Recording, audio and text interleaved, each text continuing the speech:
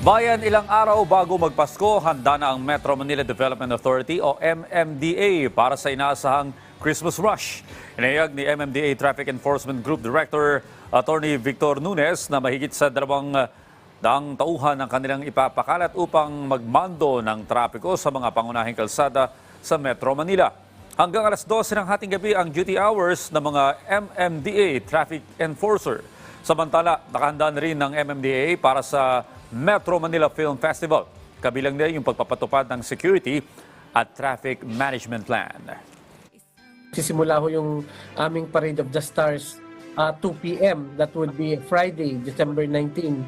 And dadaan ho sa Buendia, Ayala, Makati Ave, and JP Rizal yung ating ruta. So inaasahan din ho natin na dadagsa ng maraming manunood sa Parade of the Stars na yan this coming December 19, and it's also a Friday. So tingnan nyo na lang ho yung mga advisories namin ng LGU Makati at ng MMDA para sa mga alternatibong ruta